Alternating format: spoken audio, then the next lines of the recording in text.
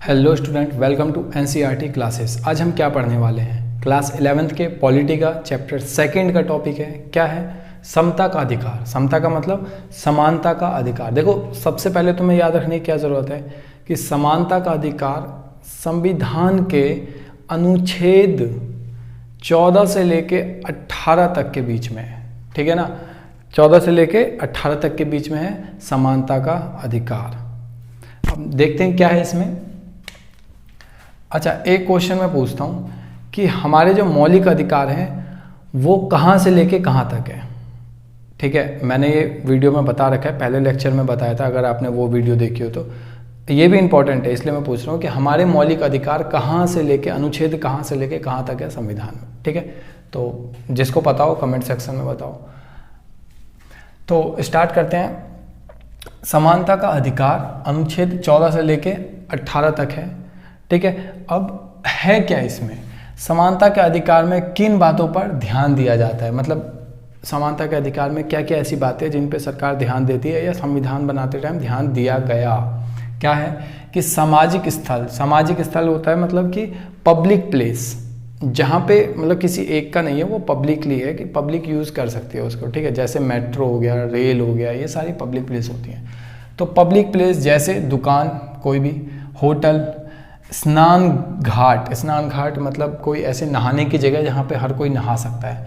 मनोरंजन स्थल, मनोरंजन में बहुत सारी चीज़ें होती है, जैसे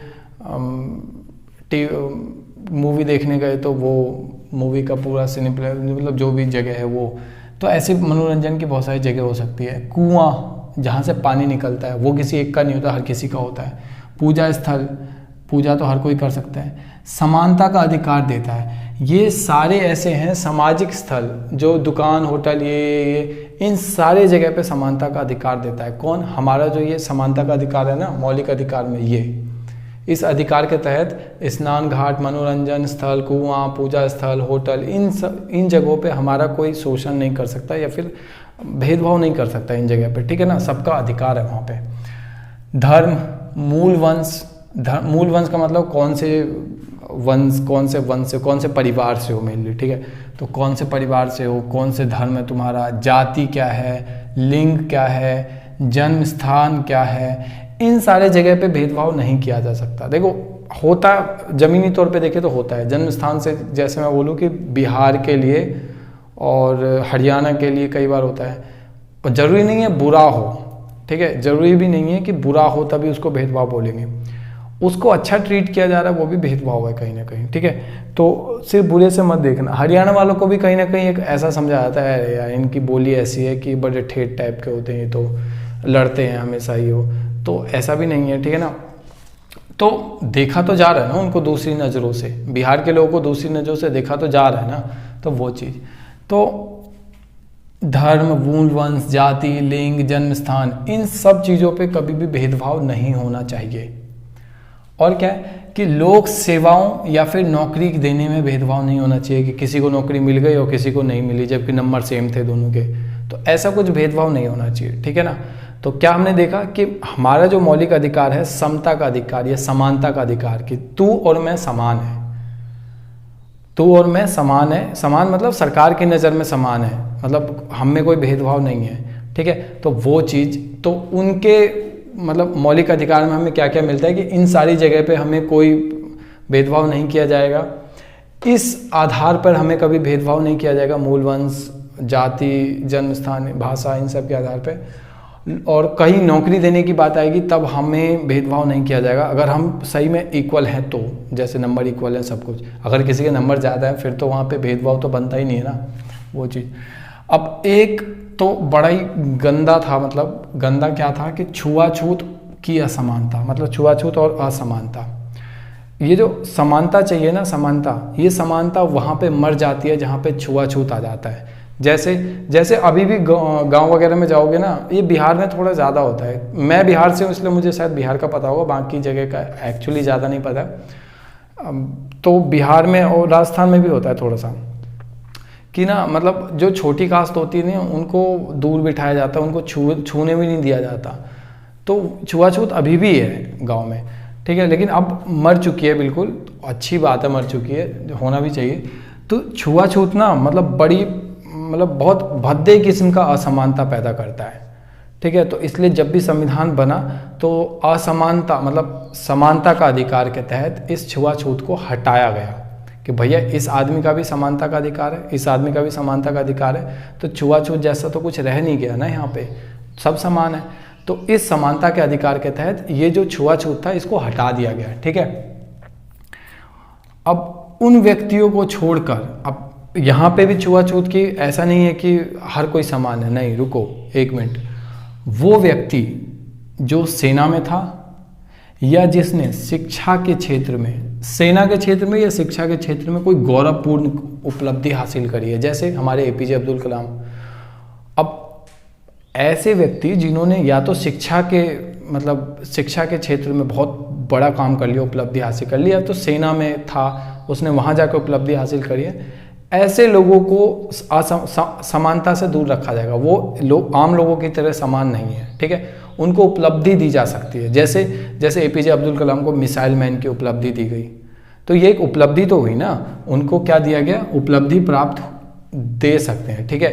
तो ऐसे लोग, छुआछूत की असमानता बोल रहा हूँ ना मैं कि असमानता होगी, कहाँ होगी, अगर कोई शिक्षा के क्षेत्र में या सेना के क्षेत्र में बहुत गौरवपूर्ण काम कर लेता है तो वहाँ पे सरकार उन व्यक्तियों को उपाधि प्रदान करती है। उपाधि का मतलब कोई एक नए नाम से पुकारना, जैसे मिसाइल मैन, सरकार ने उनको एक मिसाइल मैन की उपाधि दी, ठीक है। तो वो चीज़ वहाँ तुम देख सकते हो असमानता, लेकिन जनरली आम पब्लिक में असमानता नहीं मिलेगी देखने को, और ना ही मिलना चाहिए, ठीक है। तो सरकार का ये कहना है, कहने का मतलब संविधान का ये कहना है।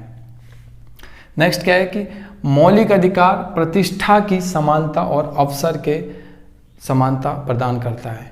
अब मौलिक अधिकार, जब भी प्रतिष्ठा और अवसर की बात आती है, जब भी अवसर की बात आती है दिमाग में क्वेश्चन आता है, रुको एक मिनट, अवसर हमें नहीं मिल रहा, क्यों? क्योंकि बीच में आरक्षण आ गया। तो आरक्षण को बड़ी हीन नज़रों से देखा जाता है। हीन नज़री मतलब कि क्या आरक्षण समानता के अधिकार का हनन करता है, वॉयलेट? ये जो रिजर्वेशन है, क्या ये समानता का अधिकार, इक्वल फंडामेंटल राइट्स का जो ये इक्वालिटी है, इसको वॉयलेट करता है? तो देखो, इसके नज़रिए पे डिपेंड करता है कि तुम इसको कैसे देखते हो, ठीक है ना। अब मैं बताता हूँ कि कैसे देखना, संविधान क्या कहता है कि इस आरक्षण को तुम किस हिसाब से देखो।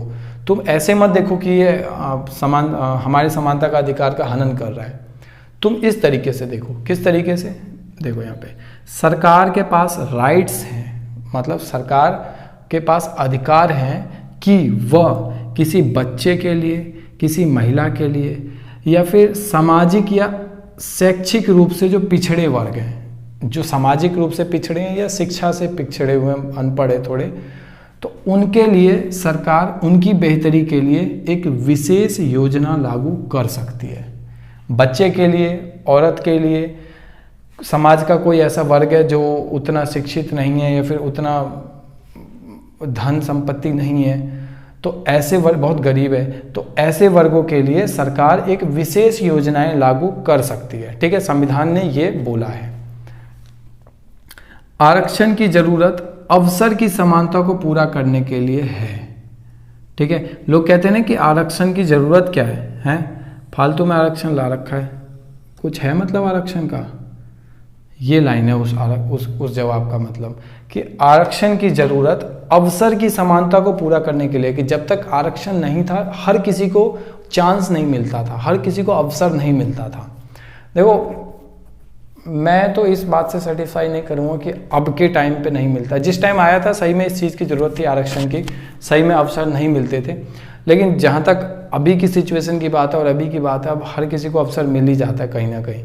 बहुत रेयर चांस है जहाँ नहीं मिलता है, लेकिन जहाँ नहीं मिलता है तुम उस हिसाब से करो, हर जगह लागू करके तुम उसको भी प्रॉफिट पहुँचा रहे हो जिसको ज़रूरत नहीं है इसकी। तो वो चीज़ अभी भी हमारे गाँव में छुआछूत चलता है, तो वहाँ आप ग्राउंड ज़ीरो पे कुछ नहीं कर रहे हो, बस वोट बैंक का काम कर रहे हो, खुद जीतने के लिए तुम बस ऐसे कर रहे हो। तो नेक्स्ट क्या है कि भारतीय संविधान के अनुच्छेद 16(4) के अनुसार आरक्षण पूर्ण रूप से उचित है।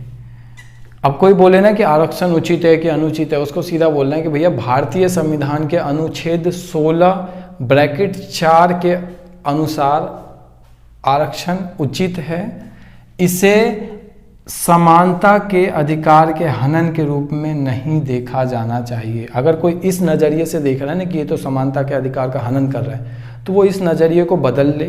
क्यों? क्योंकि संविधान ने खुद बोला है कि अनुच्छेद 16(4) में कि संविधान आरक्षण उचित है।